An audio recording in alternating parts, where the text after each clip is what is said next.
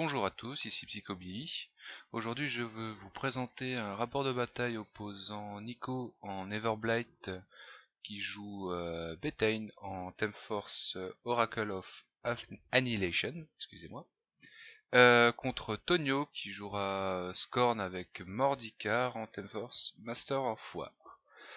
La partie se déroulera sur le Steamroller 2017 avec le scénario Outlast composé de 2 zones rondes et 2 drapeaux.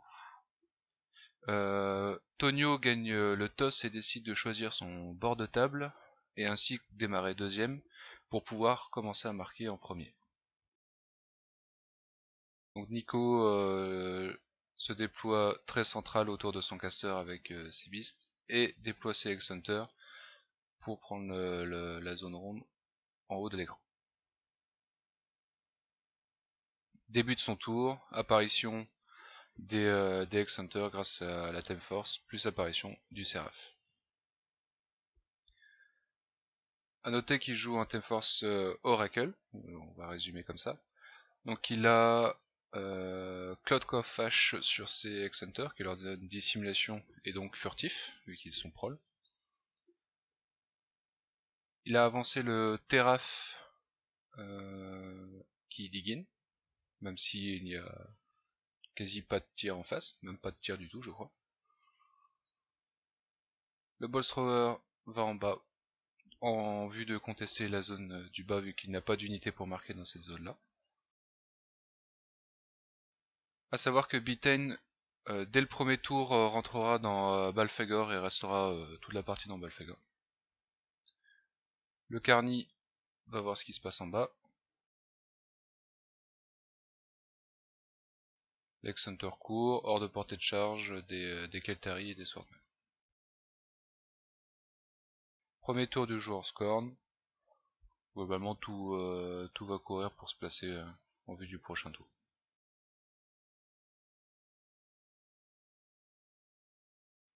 Activation de la créa qui s'avance et lance son Animus. Alors pour rappel, l'Animus de la créa, elle donne une aura de protection à 3 pouces autour d'elle, qui donne plus de défense et plus d'armure aux figurines à côté d'elle. Donc il fait courir les Ferox tout autour, avec le Ticom derrière. L'Archidon vient se placer derrière la forêt. Course des Keltari qui vont essayer de jam tant qu'ils peuvent.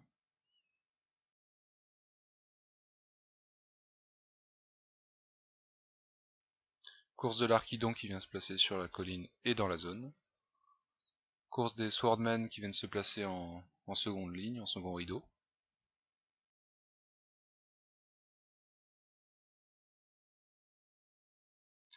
Activation de Mordicare qui vient se placer à 3 pouces de despoiler pour le faire bénéficier de l'animus de la créa. Et Mordicare lance Holo sur les Keltari. Alors Holo ça les fait devenir morts-vivants et permet à Mordicare de récupérer leurs âmes.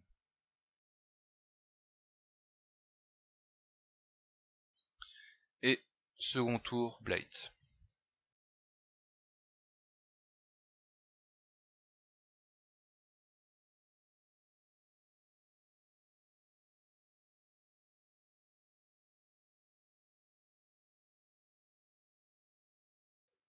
Apparition des X-Hunters en début de tour grâce à la Theme Force.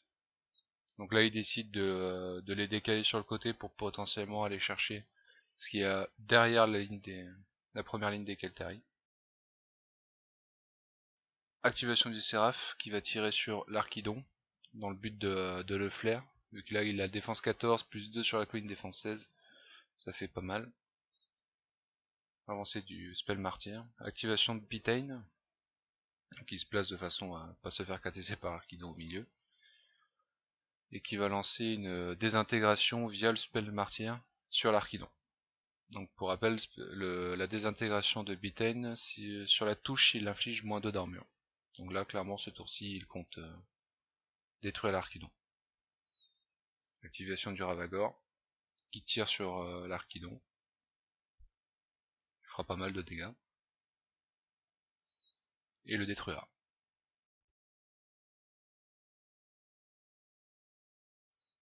Activation du Terraf qui tire dans les Swordmen. Et qui tuera un Swordman.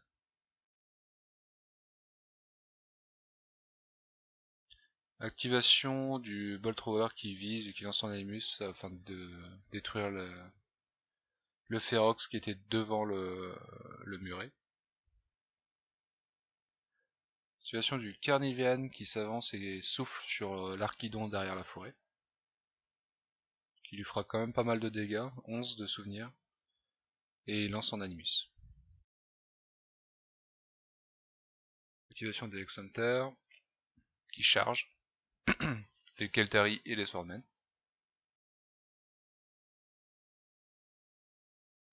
Donc à noter que ça fera pas mal de dégâts puisque les Hexhunters sont sorciers de combat, donc à chaque fois qu'ils détruisent une figurine au corps à corps, ils peuvent lancer un sort et donc ils ont un sort offensif à peau 13, ce qui suffit largement à tuer une autre figurine en plus.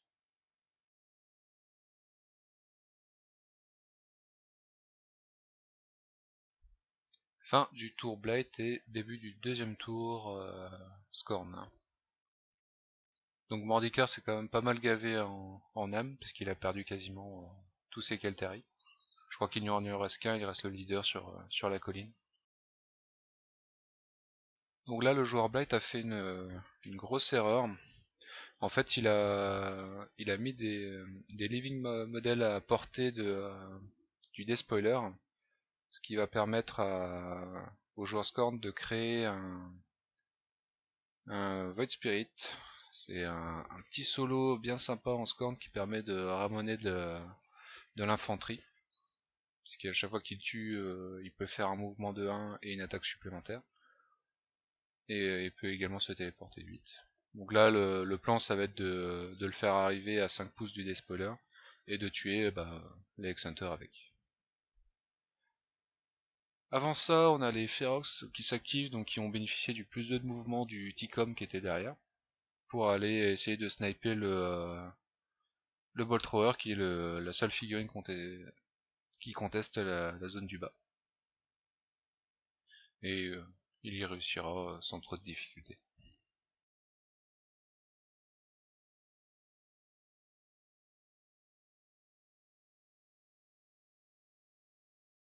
Donc activation de Radem, qui va taper sur les Hexhunters. Disons qu'il ratera ses attaques à cause de Cloak of Ash. Ça leur fait quand même une défense de 16.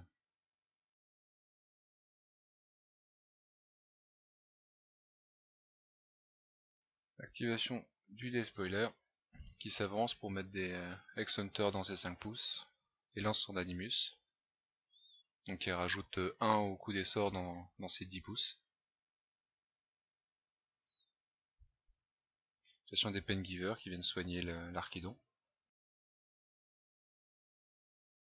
Donc là, une petite erreur de Tonio. Il active ses Swordmen en fait avant d'activer Mordicare. Parce que la stratégie ici ça aurait été d'activer Mordicare avant et lancer Holo sur les Swordmen pour les faire devenir morts-vivants et donc ne serait pas impacté par le malus de -2 de toucher de Cloak of Ash. Mais on va voir que même avec cela il arrivera quand même à tuer pas mal de Hexhunters. Suffisamment pour faire arriver le Void Spirit, donc il va se faire une joie de picorer les Hexhunters restants.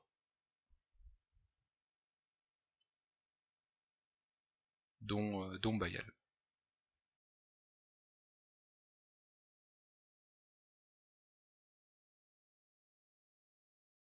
Donc là le plan de Tonio ça aurait été de marquer 3 points ce tour-ci. Donc en bas il n'aura pas trop de difficultés à marquer. Il y a son drapeau au milieu où il comptait marquer. Et en haut, malheureusement en haut il reste le Seraph et 2 Hexhunters. Et il n'arrivera pas à les terminer. Alors déjà du fait qu'il va envoyer son Archidon plutôt sur le Terraf, plutôt que sur le Seraph, parce qu'il a peur de la défense 14 du Seraph. Et là il laissera le Terraf à 1 point de vie. Activation de Mordicard. Donc là, encore une erreur de Tonio, parce qu'il a bougé Mordicard avant de pouvoir lancer Holo sur les Swordmen. Tant pis. Donc tour de feed de Mordicard. Donc pour rappel, le feed de Mordicard, toutes ses figurines dans sa zone de contrôle ont plus 3 de défense et Poltergeist. Donc, ce qui est plutôt pas mal là pour préserver ses figurines pour le prochain tour. Donc il lance quelques revives, fait revenir un Ferox par exemple. Donc il a fait également une autre erreur en fait, c'est que il avait prévu son Gober-Chef pour aller courir sur le drapeau central pour marquer son point. Sauf que il a mis des figurines devant, donc il ne pouvait pas courir en ligne droite vu que c'était mis pile à 12 vu qu'il court à 12. Et il fait une erreur doublement parce qu'il a oublié carrément de le bouger, donc il sera toujours pas apporté au prochain tour. Donc début du troisième tour Everblight. Là clairement le joueur Everblight a pris quand même très très cher. A pris un léger retard au scénario. Léger retard qui est doublement qui est double du fait que son armée est moins forte que le joueur Scorn pour marquer sur ce scénario là. Et qui n'a qu'une seule unité, donc il ne peut marquer que dans un seul rond à la fois.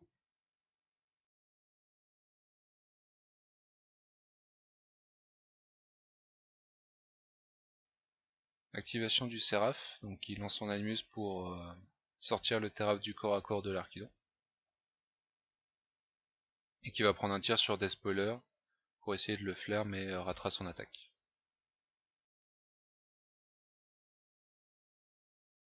Là, le joueur Blight, en fait, il essaie de dégager une ligne de charge pour envoyer son caster sur Despoiler en vue de le tomber. Le Despoiler est clairement la grosse menace qu'il y a sur de la liste en face. Il fait courir son Carnivean pour le mettre au corps à corps avec le Despoiler. Ça c'est en vue du fit avec son caster. Donc pour rappel, Bitten, son fit, c'est tous les warrior modèles on flanque avec les warbeasts. Donc point en particulier, Bitten, même si elle est dans Balfagor, en fait, elle est toujours considérée comme un warrior modèle, donc elle bénéficie du flank de son fit.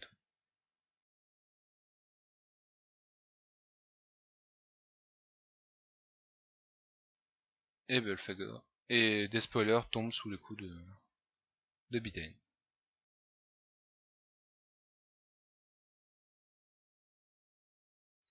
Activation des X-Hunter qui charge. Un notamment qui charge sur l'Archidon. Charge de la Forsaken sur l'Archidon. Donc qui avait entre flank et la possibilité de booster lui fera quand même pas mal de dégâts. Malheureusement sa deuxième attaque ratera et à cause de Poltergeist sera repoussé, donc il ne pourra pas achever l'Archidon. Activation du Ravagor qui vient tirer dans le dos de Bitten afin de mettre son scatter sur elle. En fait Balfagor est immunisé feu, donc elle ne prendra pas de dégâts sur ce tir là. Là il vient poser son scatter pour que son caster ne soit pas ciblé par des charges des swordmen qui sont tout autour, parce que s'ils viennent à la charger, ils vont rentrer dans le scatter, prendre un point de dégâts et donc vont tout simplement mourir. Donc tout bien joué ici. Il ne passe pas la zone du bas, donc le joueur Scorn marque un point de plus qui l'amène à 2 points. Donc là, Tonio, il a juste à marquer 3 points pour gagner. Donc en bas, c'est facilement, puisqu'il n'y a pas de contestation. Sur son drapeau central, et il va essayer de marquer donc dans la zone du haut, en essayant d'éliminer ce qui reste dans la zone. C'est-à-dire le Séraph et peut-être un ou deux X-Hunter.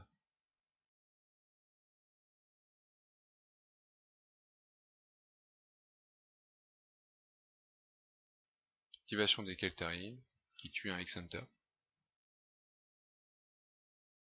Activation des Swordmen. Donc ils chargent le Séraph qui conteste la zone.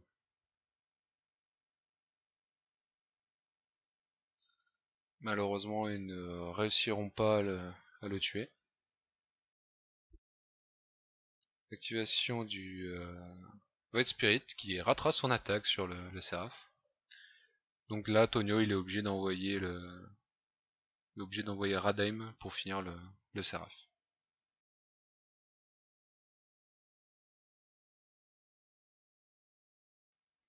Donc activation des Paingivers qui vont courir dans la zone pour marquer le point. Activation du Ticom qui se lance Pathfinder et qui charge le Carnivean. Fera pas mal de dégâts. Activation des Ferox qui ont ici pour but de venir terminer le Carnivean. Alors Carnivean qui a couru, donc il n'a pas son Animus, donc il n'a que armure 18. Donc là il y a les Ferox qui finissent également le Terraf à qui il restait qu'un seul PV. Le Carnivean tombe, quelques attaques sur le caster adverse. Anecdotique. Activation de Mordicare qui soigne l'Archidon. Donc Mordicare bouge pour éviter de se faire KTC au prochain tour. Et là on voit l'erreur du tour précédent, c'est-à-dire que le Goburn n'ayant pas bougé, il était toujours pas à portée du drapeau. Donc il n'y aura pas de troisième point à ce tour-ci. Activation de l'Archidon qui tue un Ex-Hunter, une Shepherd et un Forsaken.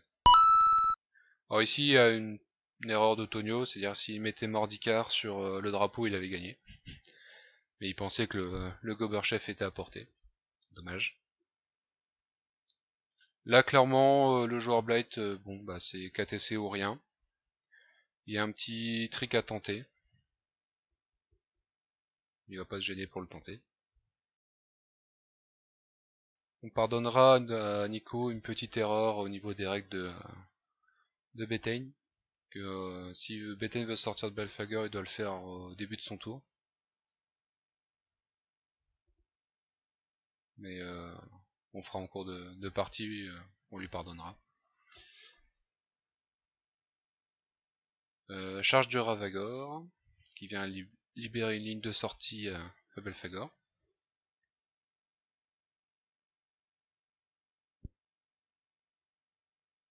Donc c'est là on voit là il rajoute Bitten alors que d'habitude c'était au début de son tour. Mais bon on lui pardonnera, Bitten n'étant pas le caster le plus joué en Everblade. Alors là la stratégie, il sort Belfagor parce que Bitten a un sort qui lui permet de faire une advance vers Belfagor.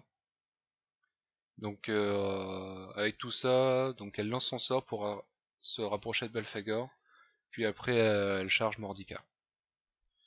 Malheureusement, Bitten aura trop peu d'attaques pour tomber Mordicare. Et en plus elle ratera une dernière qui activera Poltergeist. Et donc là c'est terminé. Donc ce sera une victoire Scorn au scénario. Merci à tous d'avoir suivi ce rapport de bataille. J'espère continuer à l'améliorer grâce à vous et grâce à vos commentaires. Donc n'hésitez surtout pas à me faire un retour. Et sur ce, je vous dis à la prochaine. Au revoir.